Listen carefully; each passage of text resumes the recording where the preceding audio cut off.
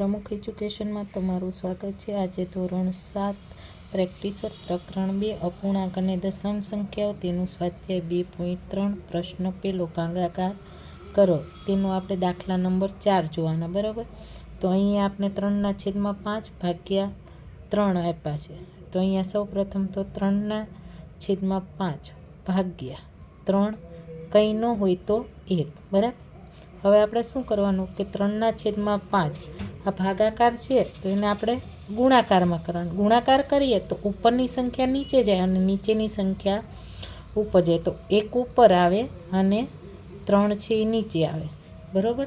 તો હવે આપણે શું કરવાનું, ગુણાકાર છે અહીંયા સાથે લખીએ કે આવી રીતના લખીએ, ગમે એમ લખીએ બરાબર। તો સરખું ચાન તો કે 3 3 આપણે ઉડી ગયા, તો ઉપર શું છે તો ઉપર ખાલી 1 છે અને નીચે આપણી પાસે 5 છે। તો અહીંયા આપણે 1/5 એ આપણો જવાબ આવ્યો બરાબર। હવે અહીંયા 4/9 ભાગ્યા 8 છેદમાં કંઈ નથી તો આપણે શું લીધું તો કે 1 લીધો। હવે 4/9 હવે આપણે ભાગાકાર છે એને ગુણાકારમાં ફેરવવાના છે, તો ગુણાકારમાં ફેરવીએ તો અહીંયા ઉપરની સંખ્યા નીચે, નીચેની સંખ્યા ઉપર। તો અહીંયા આપણે 8 આપેલા છે બરાબર ને, અહીંયા 4 આપ્યા, તો એટલા માટે આપણે 4ના અવયવ નથી પડતા, જો 4 એમ જ રહેવા દઈએ છે 1 અને 9 પણ એમ જ રહેવા દઈએ, કેમ કે અહીંયા ઉપર કશે ઉડે એમ નથી એટલા માટે।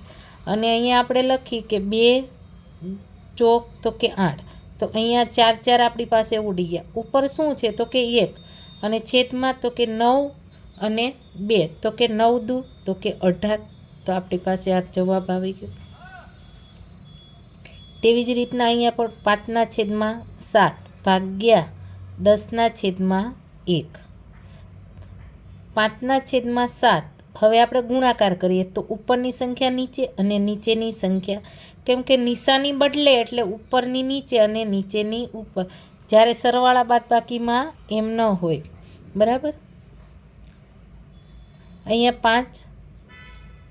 5/7 ગુણ્યા અહીંયા 1 અને 2 5 10, તો 5 અને 5 ઉડી ગયા, તો ઉપર આપણી પાસે 1 અને 7 2, તો કે આપણે મળશે 1/14।